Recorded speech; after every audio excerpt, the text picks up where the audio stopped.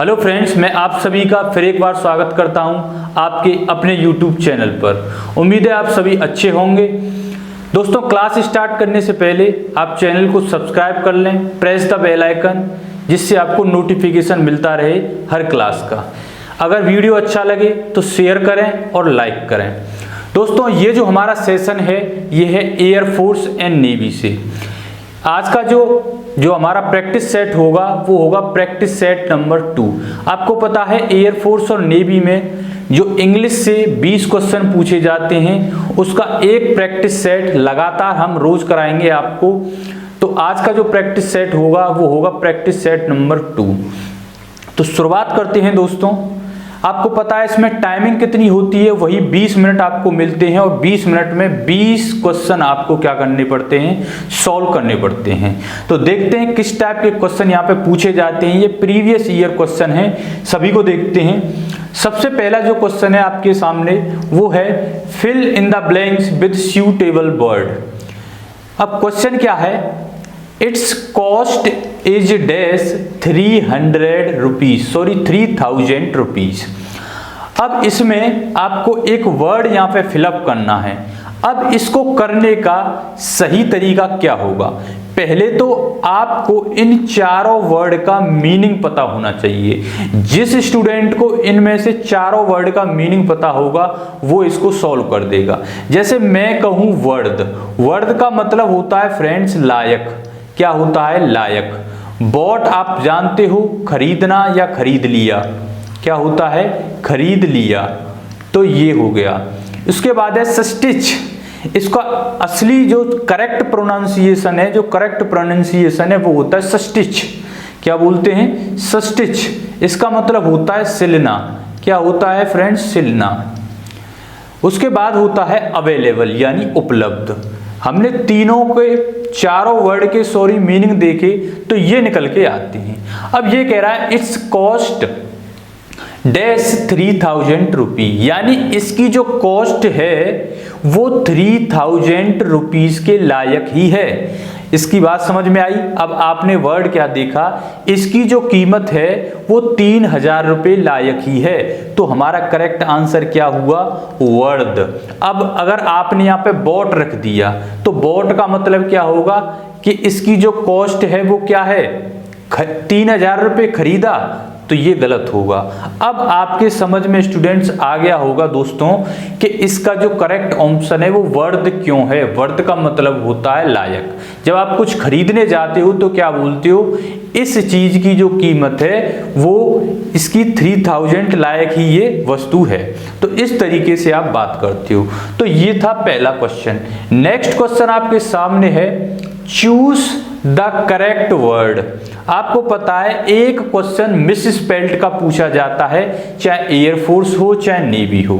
तो हम देखते हैं इसमें जो करेक्ट ऑप्शन दोस्तों होगा वो होगा डिसीव। क्या होगा, डिसीव। EIVE। तो करेक्ट ऑप्शन क्या है यहाँ पर, ए। ये डिपेंड करता है आपकी वोकैब के ऊपर। जो ज्यादा वोकैब लर्न करेगा या बार बार उनकी प्रैक्टिस करता है वो उस स्टूडेंट की क्या होगा, हैबिट में होगा, उसको पढ़ने की जरूरत नहीं है। नेक्स्ट क्वेश्चन आपके सामने है fill in the blanks with correct article. आप गांठ मार लीजिए दोस्तों क्या कि आर्टिकल का जो क्वेश्चन है, चाहे एयरफोर्स का एग्जाम हो चाहे वो आपका नेवी का एग्जाम हो, एक क्वेश्चन क्या है बिल्कुल पूछा जाना है। यहाँ से एक क्वेश्चन आवश्यक है, बिल्कुल नेसेसरी है कि यहाँ से पूछा जाएगा। तो अब यहाँ पे हमने बताया था कि दो आर्टिकल होते हैं, एक होता है डेफिनेट आर्टिकल, दूसरा इनडेफिनेट आर्टिकल। डेफिनेट आर्टिकल का मतलब क्या होता है, जो निश्चितता बताने की कोशिश करता है, जो सर्टेनिटी दिखाता है। दूसरा होता है इनडेफिनेट, यानी इनडेफिनेट कौन से होते हैं, ए और एन। अब यहाँ पर हमें फिलअप करना है। अब यहाँ पे जो स्टूडेंट, जो भी आप में से जो छात्र है वो इसको सही प्रोनाउंस करेगा, किसको, इसको, स्टिच को। बहुत से जो स्टूडेंट हैं वो इसको बोलते हैं स्टिच, तो वो करेक्ट आंसर लगा के आएंगे यहाँ पे एन। क्योंकि यहाँ पे साउंड क्या निकल के आ रही है, ए। और आपको पता है अ से लेके अंग तक का साउंड जब प्रोड्यूस होता है तो हम क्या यूज करते हैं, एन। क्या यूज करते हैं, एन। तो लेकिन यहाँ पे जो राइट आंसर है वो एन नहीं होगा, और स्टूडेंट जो भी करके आएगा उसका आंसर गलत है। लेकिन इसका जो सही प्रोनाउंसिएशन है, जो सही प्रोनाउंसिएशन है वो क्या है, वो है यहाँ पे करेक्ट आंसर दोस्तों ए आएगा, सस्टिच। सस्टिच। तो यहाँ पर जो साउंड निकल के आ रही है वो आपके शुरुआत में क्या निकल के आ रही है, स। तो यहाँ पे करेक्ट जो आर्टिकल है वो क्या होगा, ए। नेक्स्ट क्वेश्चन आपके सामने है स्क्रीन पर, सेलेक्ट द करेक्ट वर्ब। क्या निकालना है यहाँ पे, करेक्ट वर्ब। पिछला जो हमने प्रीवियस क्लास लिया था यानी प्रैक्टिस सेट 1 कराया था, उसमें सेम यही क्वेश्चन था। एक तरफ था हेल्प यानी आपका सेकंड फॉर्म ऑफ वर्ब। क्या है, सेकंड फॉर्म ऑफ वर्ब। जब एक क्लॉज में सेकंड वर्ब यूज हो रही है उसके बाद देन यानी कंजक्शन लगा हुआ है, तो दूसरी तरफ क्या होगा, दूसरे क्लॉज में क्या होगा दोस्तों, यहाँ पर आएगा प्रेजेंट टेंस, या हम कह सकते हैं वर्ब की फर्स्ट फॉर्म। क्या यूज होगा, वर्ब की फर्स्ट फॉर्म। इसे कहते हैं कंडीशनल सेंटेंस। तो यहाँ पे क्या है, ये है हेल्प्स। तो यहाँ पे क्या निकल के आएगा, वर्ब की हेल्प्स। क्या निकल के आएगा, हेल्प्स। तो करेक्ट आंसर क्या हो गया, सी। तो ये कंडीशनल सेंटेंस होते हैं, जब टॉपिक पढ़ेंगे, जब डिटेल में पढ़ेंगे। अभी हम प्रैक्टिस सेट कर रहे हैं और ज़्यादातर अपनी जो डाउट हैं वो इन प्रैक्टिस सेटों से ही आपकी क्लियर हो पाएंगी। कितना भी पढ़िए, पढ़ते रहिए। पढ़ने से आपके पास हजारों किताब हैं, पढ़ते रहिए, लेकिन कोई फायदा नहीं है। आपको पता है प्रैक्टिस मेड मैन परफेक्ट। जितने ज़्यादा प्रैक्टिस सेट करोगे उतनी आपके अंदर एक्यूरेसी आएगी। चलते हैं next question. Identify the correct preposition. मैंने बताया था प्रेपोजिशन क्या होते हैं, एक होते हैं फिक्स्ड प्रेपोजिशन, यानी जो प्रेपोजिशन फिक्स्ड है वहां पर वो आना ही आना है। वो वर्ड वहां पर फिक्स है, चाहे वो कहीं भी हो। क्या है, वो वर्ड वहां पर फिक्स कर दिया गया है कि वो वर्ड वहां पर आना ही आना है। एक होते हैं रूल, सिर्फ 1% ही ऐसे प्रेपोजिशन होते हैं जो रूल्स के मुताबिक चलते हैं। अब यहाँ पर है स्माइल्ड, और स्माइल्ड के साथ ऑलवेज क्या यूज होगा, एट। ये फिक्स्ड है, इसको रट लीजिए कि स्माइल्ड के साथ एट का यूज होगा। किसका यूज होगा, स्माइल्ड के साथ एट का यूज होगा। अब चलते हैं आगे। Direction, choose the correctly spelled word. ये फिर दोबारा से वही, जो स्टूडेंट बार बार वोकैब की प्रैक्टिस कर रहा है, जो बार बार राइटिंग की प्रैक्टिस कर रहा है, उसका ये वोकैब सेशन बहुत ज़बरदस्त होगा, वो आपको पता है। इसमें जो करेक्ट आंसर होगा वो होगा सैबोटेज। सैबोटेज इसका मतलब होता है तोड़ फोड़ करना। कोई भी मीनिंग आपको लाइफ में मिलता है, यदि आप स्टूडेंट हैं, आपके सामने स्टूडेंट वर्ड लगा हुआ है और कोई भी मीनिंग आपको मिलता है, तुरंत उसकी हिंदी देखिए। क्या है, उस वर्ड को हिंदी में कोशिश करिए जानने की। तो इसका मतलब क्या होगा, तोड़ फोड़ करना। तो यहाँ पे करेक्ट जो आंसर है वो है सैबोटेज। नेक्स्ट क्वेश्चन आपके सामने है कि इन चार वर्डों में से करेक्ट कौन सा है।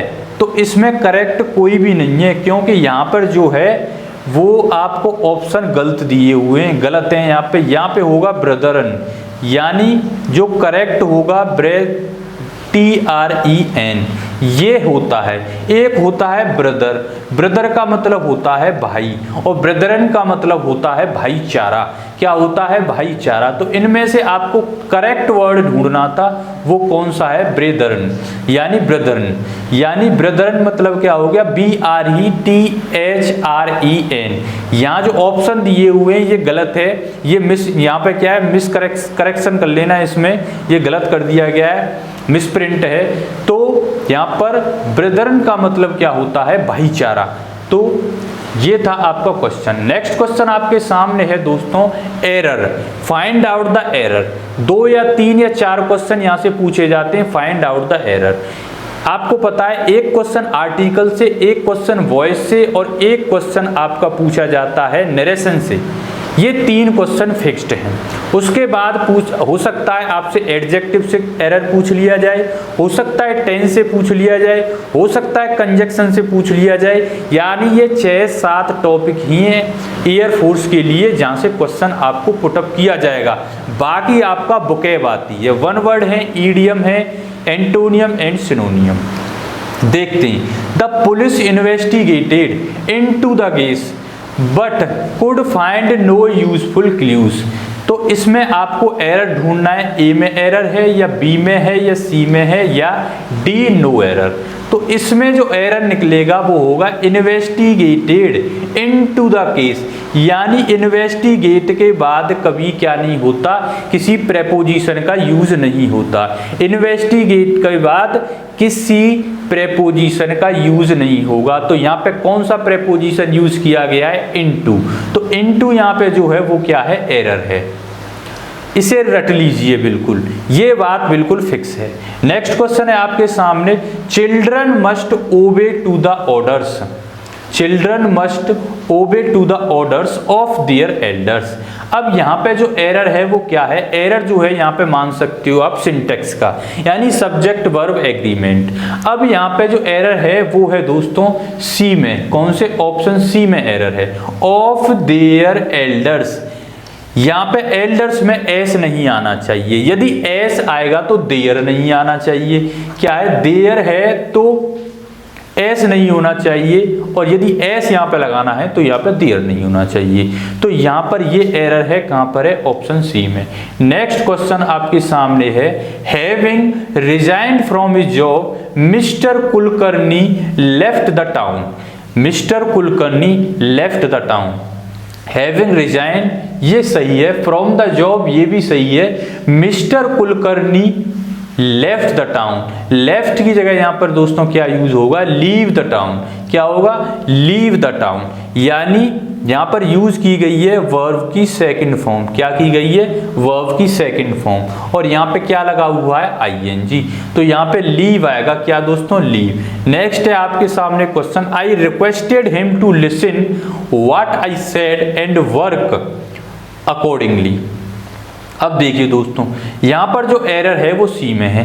आप सोचते होंगे कि सर आपको कैसे पता यहाँ पर एरर है।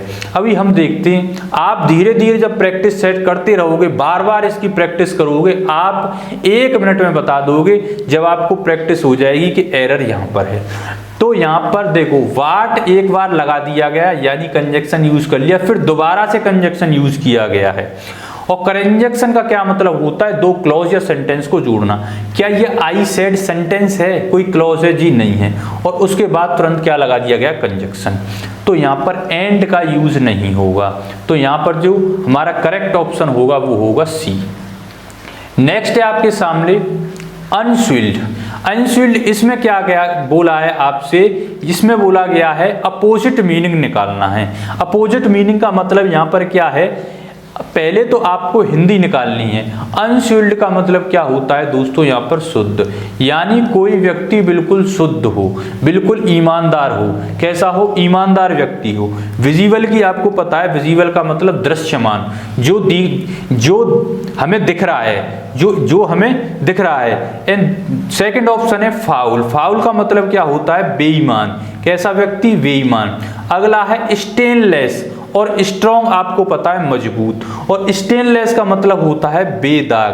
क्या होता है स्टूडेंट, बेदाग। अब हमें अनस्विल्ड का जो मीनिंग निकल के आया वो है शुद्ध, बहुत ही ज्यादा ईमानदार, और इसका हमें निकालना है अपोजिट, यानी जो शुद्ध है और वह उसका अपोजिट क्या हो जाएगा, बेईमान। तो हमारा जो करेक्ट आंसर होगा दोस्तों वो क्या होगा, फाउल। क्या होगा, फाउल। नेक्स्ट क्वेश्चन आपके सामने है स्मूथ। बहुत ही ज्यादा इजी है। स्मूथ का मतलब क्या होता है, बहुत ही ज्यादा चिकना। क्या है, चिकना। उसके बाद अगली। अगली का मतलब क्या होता है, क्रूप, यानी जिसका जो फेस है वो कैसा हो, अच्छा नहीं हो, क्रूप हो। ऑकवर्ड मतलब क्या होता है, अटपटा। अटपटा क्या होता है, अटपटा। हार्ड मतलब क्या होता है, कठोर, और रफ मतलब क्या होता है, खुरदरा। क्या होता है, खुरदरा। स्मूथ चिकना और रफ माने खुरदरा। तो इसका भी क्या है, अपोजिट मीनिंग निकालना था। तो करेक्ट आंसर क्या हो गया, रफ। साथ के साथ इनको याद करते चलिए। Give one word substitution, one who hard to please, यानी इसका मतलब क्या है, ये है वन वर्ड सब्स्टिट्यूशन। देखो फैटल और फेनेटिक ये दोनों क्या है, कट्टरता से मतलब रखते हैं। अब इसमें पूछा गया है जिसे खुश करने, क्या है इसका मतलब क्या होगा, जिसे खुश करना मुश्किल हो। इसका करेक्ट आंसर है यानी वन हु, ऐसा व्यक्ति जिसे खुश करना क्या हो, बहुत ही ज्यादा मुश्किल हो। तो वो कौन सा व्यक्ति होता है, फास्टिडियस। ये वन वर्ड ये आपको याद ही करने पड़ेंगे, याद ही करने पड़ेंगे ये। नेक्स्ट क्वेश्चन आपके सामने, give the plural form of given word, यानी चर्च का ये सिंगुलर है, इसको आपको बनाना है प्लूरल। तो प्लूरल बनाने के लिए इसमें क्या कर देंगे, ES जोड़ देंगे, तो ये क्या हो गया, प्लूरल। उसके बाद identify the synonym of the given word. Accuse का मतलब होता है दोषी, क्या मतलब होता है, दोषी, एक्यूज। और इसका जो करेक्ट यानी इसका सिमिलर जो मीनिंग निकल के आएगा वो होता है इम्पीच। इम्पीच का मतलब होता है महाभियोग। महाभियोग कब लगाया जाता है, आपने सुना होगा कॉन्स्टिट्यूशन जो संविधान है उसमें कोई भी विधायक हो, कोई भी सांसद हो, उस पर इम्पीचमेंट लगाया जाता है। क्या लगाया जाता है, महाभियोग। यानी वो कोई करप्ट काम कर रहा हो तो जो सदन के लोग हैं क्या करते हैं, उस पर महाभियोग लगाने की कोशिश करते हैं, उसे दोषी ठहराने की कोशिश करते हैं। यानी एक्यूज का मतलब क्या हो गया, इम्पीच। उसके बाद हम देखते हैं इसका, उसके बाद एब्सॉल्व का मतलब क्या होता है दोस्तों, अगर एब्सॉल्व का आप मीनिंग निकालते हो तो इसका मतलब होता है दोष मुक्त कर देना, यानी दोष से मुक्त कर देना। उसके बाद विंडिकेट आप देखते हो तो विंडिकेट का मतलब क्या निकल के आता है, कुछ साबित कर देना, क्या है, साबित कर देना। और एक है आपका एक्सोनरेट। इस एक्सोनरेट का मतलब क्या निकल के आता है, किसी का हक बहाल करना, किसी को हक देना। तो ये चारों मीनिंग आपको पता होने चाहिए। ठीक है दोस्तों, नेक्स्ट हम क्वेश्चन देखते हैं आपके सामने क्या है, form an adjective from the given word. Adjective बताइए, एडजेक्टिव क्या होता है, विशेषण, जो विशेषता बता देता है किसी की। तो मैं कहूँ आपसे कि ये कैसा व्यक्ति है, ये एक इकोनॉमिक पर्सन है, यानी ये आर्थिक व्यक्ति। इकोनॉमिक का मतलब क्या होता है, आर्थिक, जिसकी आर्थिक स्थिति कैसी हो, खराब हो। ये इकोनॉमिक मतलब अब सिर्फ अपना खर्चा चला सकता है। तो इकोनॉमिक क्या है, यहाँ पर विशेषण है, यानी आर्थिकता क्या है, यहाँ पर विशेषता बताने की कोशिश कर रहा है। तो करेक्ट आंसर, आप इस एडजेक्टिव को इसी तरीके से आपको ये टैकल करना है यहाँ पर। अब है उसके बाद यहाँ पे दिया है आपको पैसेज का आप स्क्रीनशॉट लीजिए और स्क्रीनशॉट लेने के बाद इसको 1-2 बार पढ़ के देखिए, क्या आपकी कुछ समझ में आता है इसमें से निकल के। अब हम चलते हैं क्वेश्चन की तरफ। इसमें दिया हुआ है the opening sentence of passage implies that the aim of writing a book is to, मतलब इस बुक का क्या एम था लिखने का। तो इसमें क्या है, यानी इस बुक में क्या बताया गया है, इस बुक में इसका जो एम है बुक का लिखने का, उसमें क्या बताया गया है, इसमें यह क्वेश्चन पूछा गया है। तो इस बुक में जब आप पढ़ोगे तो जो ऑथर है वो अपने आइडियाज को बता रहा है, क्या, अपनी आइडियोलॉजी को, यानी अपनी विचारधारा को प्रकट करने की कोशिश कर रहा है। इसमें कौन, ऑथर। यदि आप पढ़ेंगे तो 2-4 पॉइंट आपकी समझ में ये आ जाएंगे कि हाँ वाकई में जो ऑथर है वो अपनी विचारधारा को प्रकट करने की कोशिश कर रहा है। तो इसका करेक्ट आंसर क्या होगा, D. Okay friends, next question आपके सामने है, which of the following will be the most suitable title for the passage. अब पूछ रहा है कि इन चारों पॉइंट्स में से इस पैसेज के लिए सबसे सुइटेबल जो टाइटल है वो कौन होगा। अब देखिए, अब इसमें जो सुइटेबल टाइटल होगा वो होगा book the source of true knowledge.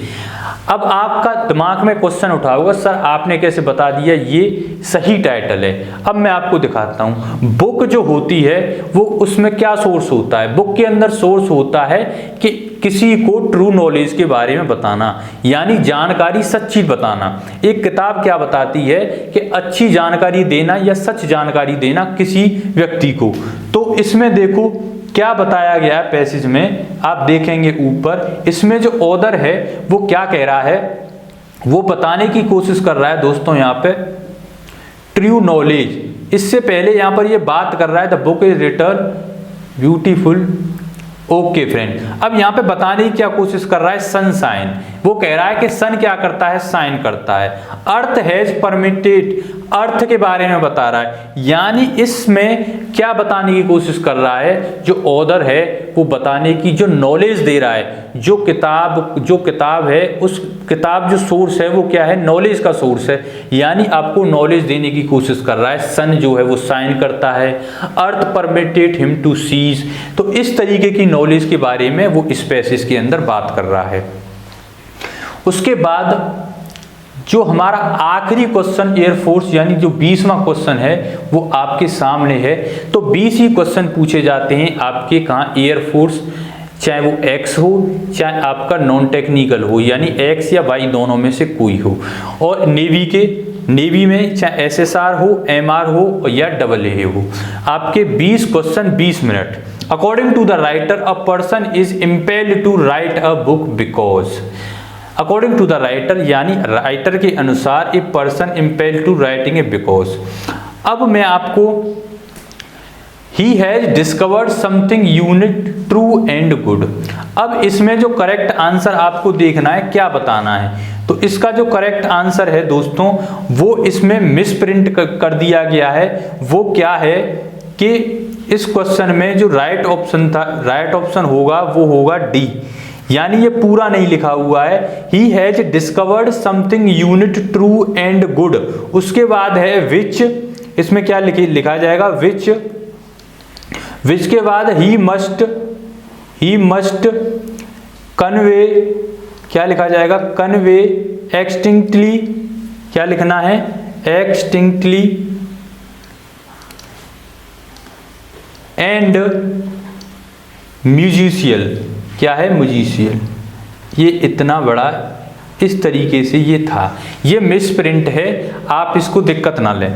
तो ये डी ऑप्शन कैसे होगा, ही has discovered something unique true, यानी वो क्या खोज करने की कोशिश कर रहा है, जो ऑथर है वो सच्चाई दिखाने की बात कर रहा है, कुछ अच्छाई दिखाने की बात कर रहा है, और बात कर रहा है वो एक वर्ड है इसमें म्यूजिक, क्या है, म्यूजिक, जो वर्ड है इसमें लास्ट में म्यूजिक, और म्यूजिक जो वर्ड है वो पैसेज के अंदर आया हुआ है। कहाँ है, मैं दिखाता हूँ आपको, ये है यहाँ पर मेलोडियसली, यानी मेलोडियसली का जो मीनिंग होता है वो डायरेक्ट या इनडायरेक्ट वे में क्या होता है, म्यूजिक से संबंधित रखता है।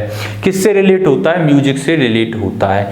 तो याद आपको पता है इंग्लिश जो है वो डिपेंड किस पे है, वोकैब पे, जिसकी वोकैब स्ट्रॉन्ग है वो मोस्टली 5 से 7 क्वेश्चन तो वोकैब के आधार पर ही कर सकता है। तो दोस्तों ये था हमारा आज का जो सेशन है। अगर आपको ये अच्छा लगा है तो वीडियो को जरूर शेयर करें, लाइक करें। ये लगातार ऐसे ही चलता रहेगा, आपको 20 क्वेश्चन जो है इंग्लिश के वो डेली कराए जाएंगे। तो दोस्तों आज के लिए मैं अनुमति चाहता हूँ, धन्यवाद।